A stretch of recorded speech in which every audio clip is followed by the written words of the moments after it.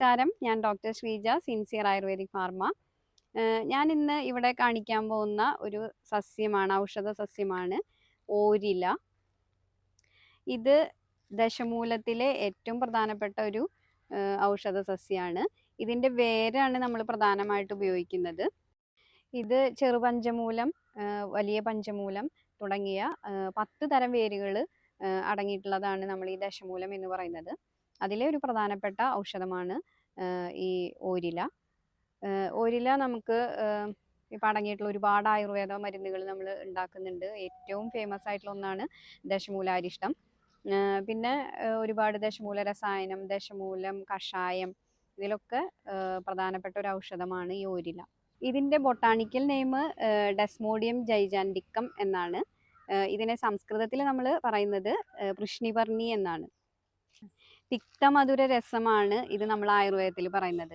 പക്ഷേ ഇത് ഉഷ്ണവീര്യവും ആണ്. അതുകൊണ്ട് തന്നെ നമ്മൾ ഇതിനെ വാതരോഗങ്ങളിൽ ഏറ്റവും പ്രധാനപ്പെട്ട ഒരു ഔഷധ സസ്യമാണ്. വാതരോഗങ്ങളിൽ നമുക്ക് ഉപയോഗിക്കാൻ പറ്റാവുന്ന ഏറ്റവും നല്ലൊരു ഔഷധമാണ് ഈ ഓരില.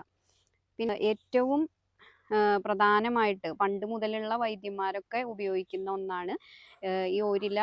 ഹൃദയാരോഗ്യത്തിന് ഏറ്റവും പ്രധാനപ്പെട്ട ഒരു ഔഷധമാണ് ഈ ഓരില. സാധാരണ ഇത് നമ്മൾ കഷായം വെച്ച് കഴിക്കാറുണ്ട്. ഇത് സർവാംഗ എല്ലാം, നമുക്കിപ്പോൾ ബോഡി മുഴുവനുള്ള നീരിനും പിന്നെ വേദന, ശരീരം മുഴുവൻ വേദനയ്ക്കും ഒക്കെ ഇത് കഷായം വെച്ച് കഴിക്കാൻ പറ്റാവുന്ന ഒന്നാണ്. വിഷഹരമായിട്ടുള്ള ഒരു ഔഷധ സസ്യമാണ് ഓരില.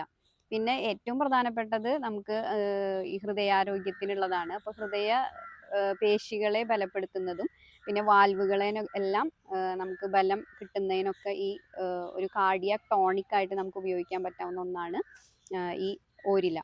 അപ്പം അതിന് നമുക്ക് ഓരില വേര് നന്നായി കഴുകി വൃത്തിയാക്കുക. അതിനുശേഷം ചതച്ച് ചെറുതാക്കി വെട്ടി നുറുക്കിയതിന് ശേഷം ഇതൊരു 15 ഗ്രാം എടുക്കുക. 15 ഗ്രാം 1 ഗ്ലാസ് പാല്, അതിൽ 2 ഗ്ലാസ് വെള്ളവും ഒഴിച്ച് നന്നായി ചെറു തീയിലിട്ട് തിളപ്പിച്ച് വേവിക്കുക.